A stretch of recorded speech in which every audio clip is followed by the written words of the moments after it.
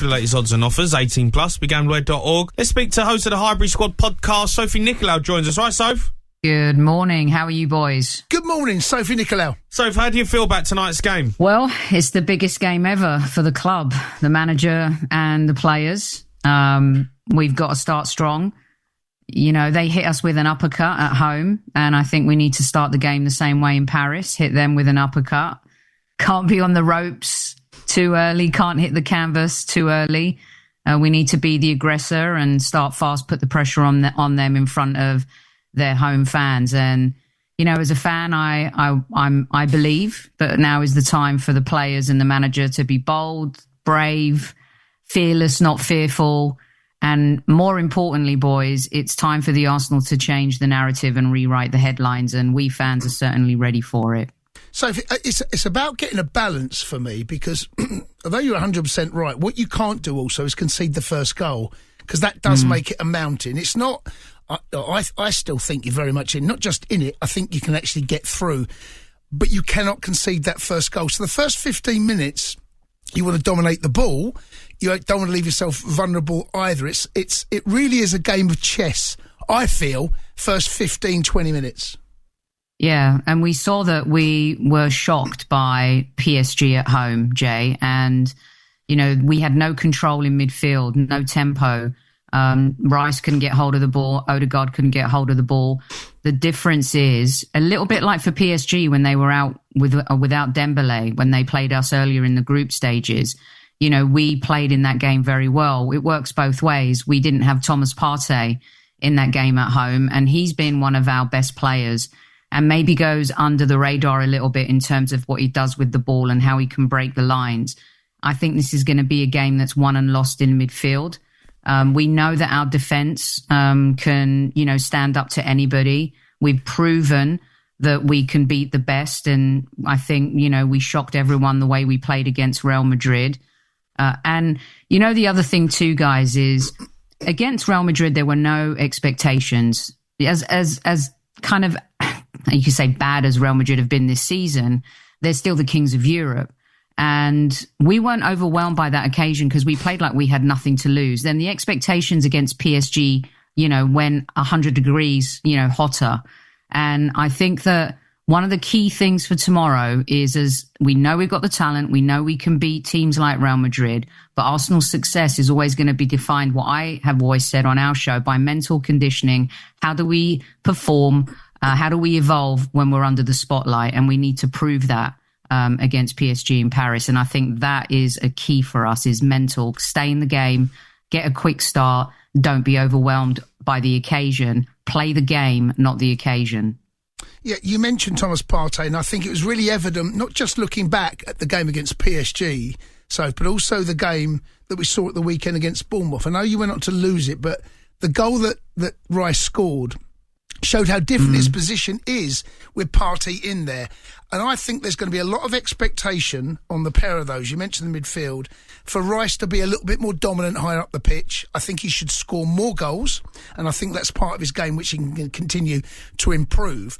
But I think that dynamic between Partey and Rice has to work. And if you get that right, you've got a hell of a chance. That's 100% right. You know, we saw what Declan did against Real Madrid as well. And that goal against Bournemouth was indicative of, you know, what he can do when he can move further up the field. You know, I wasn't surprised, and I'm not just saying this because we lost, but I wasn't surprised that we lost to Bournemouth. We've had a split personality this season. It's like we're Brian in the Premier League and Bob in the Champions League. It's two very different teams, different character, different mentality. I mean, we've dropped 21 points from winning positions in the Premier League this season. And as good as everyone was raving about us being set-piece kings, we've actually conceded over 38% of our goals have been conceded from set pieces. So, you know, it's not only does Partey need to be strong and Rice be able to move up, but I also think Rice and set pieces could be key in this game. Martin Odegaard struggled a little bit. I would let Declan Rice take the set pieces tomorrow. We've seen what he could do with that, and maybe let Martin Odegaard grow into the game a little bit. But I think that could be another key element for us, not only Rice kind of, marching forward, but also what he can do with the dead ball situations as well, which could be big for us. So if Odegaard's the captain, we haven't really seen him grab a big game by the scruff of the neck this season. How much does he need to step up tonight in Paris and show real leadership on the pitch? Well, it's funny. Declan was asked about Odegaard in the press conference, and Declan just kind of explained, I think, what a lot of Arsenal fans feel about Martin is that we know he's a super talented player. He's been superb for us the last 2 seasons. He's a quiet leader. I think you guys, you played in an era where the captain was loud and maybe brash, and modern day football, captaincy is very, very different. You could have several leaders on the pitch as well. And he hasn't been at his best. And the truth is he's not been the same since he's come back from injury. It wouldn't surprise me if at the end of the season, Martin Odegaard kind of, comes out with a statement saying that he was playing hurt. You can't have that much talent and fall off the cliff the way he has, especially in the Premier League this season. But he's the type of player that can turn it on, and we have to believe in the captain and stand by him and hope that he has an amazing game tomorrow night, because we've seen what he could do. If there's anyone who could break a pass and, split a defence and do something magical in a football match, it's Martin Odegaard. But he's going to need to dig deep, and he is going to need to have the game of his life, because I was saying on the show yesterday, if he doesn't perform, I think we struggle. We need for him to really have a big match, and it's going to be tough because he's not coming into this in great form. But great players find great form at the right time, and he needs to prove that. So if Bukayo Saka needs Odegaard to perform, their link-up is vital. If Arsenal want any chance of reaching the Champions League final, them two have got to do the business. Yeah, I mean, the two of them have a great partnership. We've seen how, they've played together. They have this telepathic understanding. A lot of what Odegaard does as well goes down that right side, maybe sometimes a little bit too reliant on Saka. And we discovered how tough that can be when he wasn't in the side. But yeah, you need great partnerships in the squad. And in those 2 seasons where we almost won the Premier League, I felt like we were like a symphony with partnerships across the pitch, from the back to the middle to the front. But one of the most powerful of all was Odegaard and Saka. And you need your big players to step up. And again, Saka's another player that can change a game on a whim. I don't think we have as many of those individual brilliance kind of, and this isn't a slight on the squad.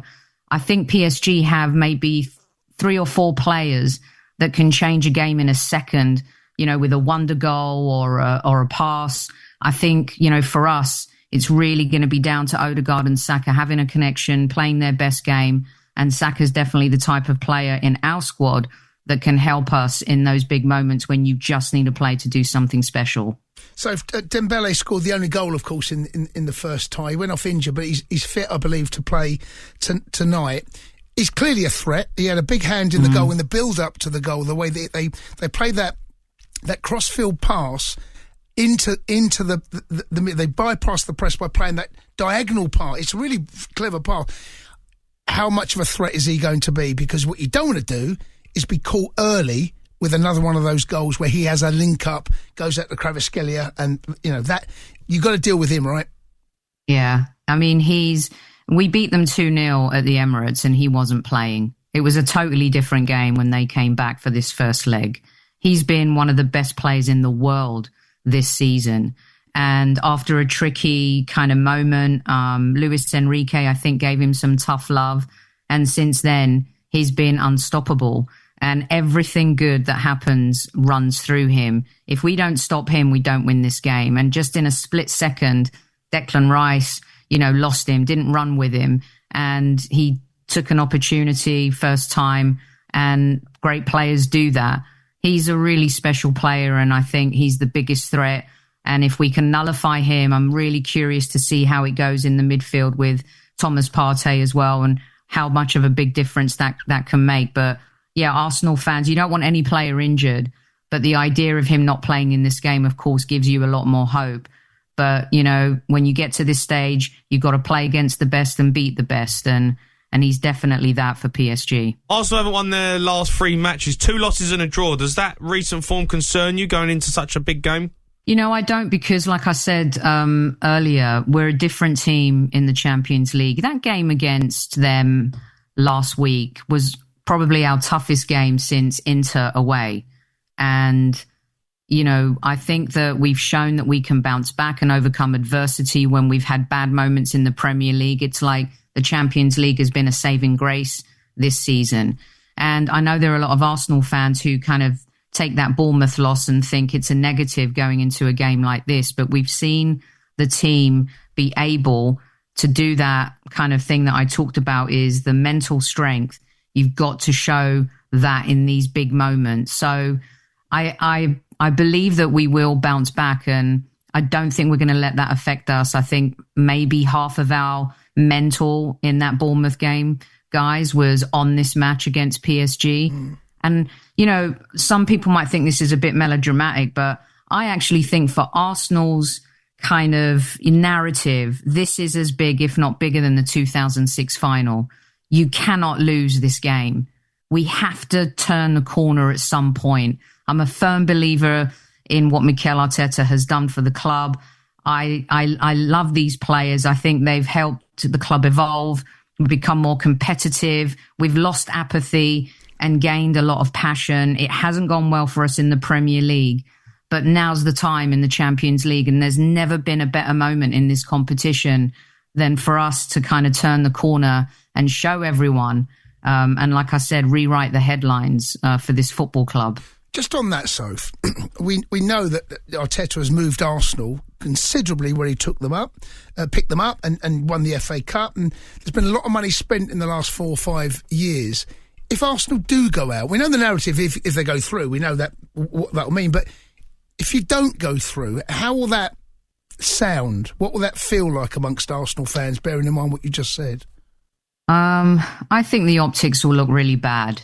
Does that mean I think Mikel Arteta should lose his job? No.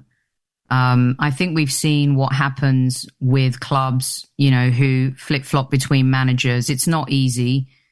He's definitely built something. But at the end of the day, football is about winning trophies. And I think with Andrea Berta coming in, the new director of football, I would like to see what they could potentially achieve together. Andrea Berta is a Rottweiler when it comes to the transfer market. I think that with everything that Mikel has done at the club, to see those two go into a new season and what we could potentially achieve, it's really important. Now, the optics, guys, will look worse because let's just say Manchester United win, Amorim wins a trophy in his first season, or Ange miraculously, does the second season prophecy that he's talked about. You've got Chelsea, no disrespect, Jay, in a competition no one really cares about, but it's still a trophy, right? And Maresca could win a trophy in his first season. You've got Manchester City, potentially could finish above us in the league and win the FA Cup. And Arne Slot also won the Premier League in his first season. So the optics could look really bad. And this is why I think this is the biggest game, maybe in the club's history, because at some point you do have to turn the corner. And, Mikel Arteta is under a lot of pressure from the fans probably and the outside world. I think the club are fully behind him and support him. But yeah, I don't want to have to deal with a loss tomorrow, because I think that will come with a little bit of a meltdown in the community. And that wouldn't be a good thing. And so just give us a score prediction for tonight. I think that we like being the hunter, not the hunted. We struggle when you saw it towards the end of the Premier League season with Manchester City breathing down our necks and, behind us. We did not like that. We like hunting. And I say we go hunting in Paris and get through this tie. I can see it going to extra time. I'm thinking a 3-2 to the Arsenal after extra time. That was Sophie Nicolau, host of the Highbury Squad podcast. That game kicks off tonight, 8 p.m, Paris Saint-Germain versus